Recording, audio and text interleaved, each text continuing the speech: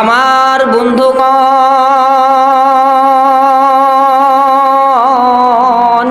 কথাগুলো দিলের কান্দে শুনবেন রে বাবাজি, কোনো দিকে নজর নাই গো বাবা।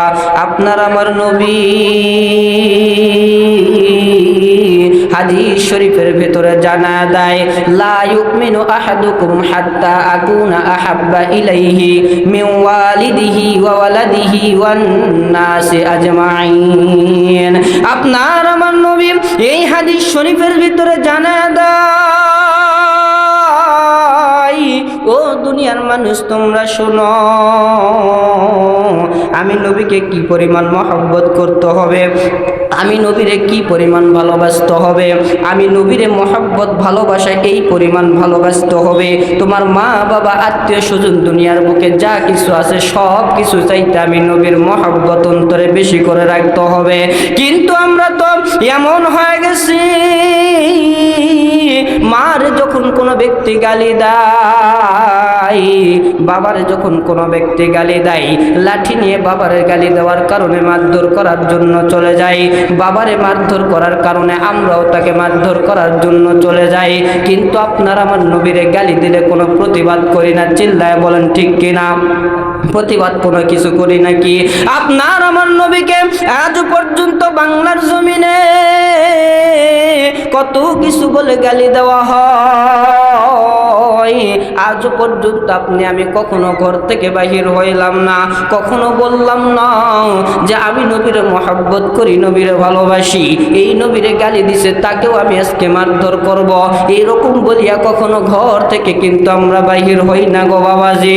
অথচ যেই ব্যক্তি ঘর থেকে বাহির হয় আমরা বলি ওই ব্যক্তি পাগল হয়ে গেছে, চিল্লায় বলেন ঠিক কিনা? আমরা কি বলি কি বলি না বাবা? রসুলকে গালি দিছে যদি কোনো ব্যক্তি উত্তেজিত হয়ে যায়, আমরা বলি রসুলকে গালি দিছে উত্তেজিত হয়ে গেছে, এর মাথাটা খারাপ হয়ে গেছে, ঠিক কিনা? অথচ বিশ্ব নবীকে কি পরিমাণ মহব্বত করেছেন সাহাবায়ে কেরাম। এই সাহাবায়ে কেরামেরা নবীরে এতটা মহব্বত করেছেন, এতটা নবীরে মহব্বত করেছেন, ভালোবাসেছেন গো বাবাজি। ছোট্ট একজন সাহাবী, এই সাহাবীটা বিশ্ব নবীর দরবারে দৌড়ায় চলে গেল, ডাকতে বলে নবী গো, ও নবী আমি আপনার মহব্বত করি, ভালোবাসি, আপনি আমার তাড়াতাড়ি সাহাবী বানায় দেন। এইবার নবী ডাকতে বলে বাবাজি, আমার যদি তুমি সাহাবী হইতে চাও পরীক্ষা দিতে হবে, পরীক্ষা দিতে পারবানি? এই ছোট্ট সাহাবী নবীরে ডাকতে বলে নবী গো,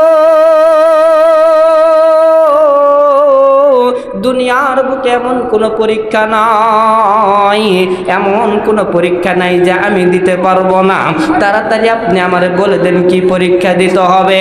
এ মহব্বত এ দুনিয়ার মানুষ ভালো করে দিলের কানটা লাগায় দেন গো বাবাজি। এই সাহাবীরে বিশ্বনবী বলতেছে পরীক্ষা দিতে হবে, এই সাহাবী ডাকতে বলতেছে হুজুর পরীক্ষা দেওয়ার জন্য আমি রেডি, কি পরীক্ষা দিতে হবে তাড়াতাড়ি আমার একটু জানায় দেন। এইবার নবী ডাকতে বলে তোমার কাছে তরবারি আসেনি? এই ছোট্ট সাহাবী ডাকতে বলে হুজুর আমার কাছে তরবারি আছে, তাড়াতাড়ি তরবারিটা বাহির করো, তোমার আব্বার কাল্লাটা তাড়াতাড়ি আলাদা করিয়া আনো।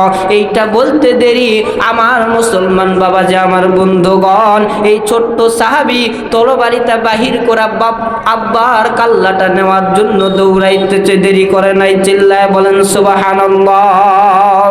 আরো জোর আওয়াজ দেখতে বলেন না সুবহানাল্লাহ। আমার মুসলমান বাবা যে আমার বন্ধুগণ, দেখেন এই ছোট্ট সাহাবীর কিরকম রসুলের প্রতি মহব্বত। এই সাহাবী তরবারি বাহির করিয়া যখন আব্বার কাল্লাটা নেওয়ার জন্য দৌড়াইতেছে, নবী ডাকতে বলতেছে বাবাজি তাড়াতাড়ি দাঁড়ায় যাও, আর কাল্লা তোমাকে নেওয়ার জন্য যাইতে হবে না, আমি বুঝতে পারছি তুমি আমি রসুলকে কেমন মহব্বত করো, ভালোবাসো, তাড়াতাড়ি তোমার অন্তরটা দাও, দিলটা দাও, তোমার দিলের সাথে আমার দিল লাগাইয়া আমি তোমারে কথা দিলাম জান্নাতের ভেতরে তুমি আমার সাথে থাকবা, চিল্লায় বলেন সুবহানাল্লাহ। এ মুসলমান বাবাজি বন্ধুগণ,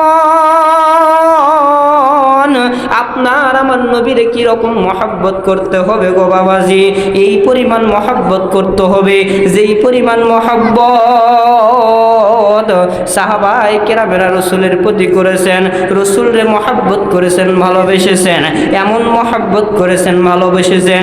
রসুল যদি দুনিয়ার বুকে ইন্তেকাল করার কথা তাদেরকে বলতো, ইন্তেকাল করতো। আমার বাবাজি আর কোনো দিকে নজর নাই গো।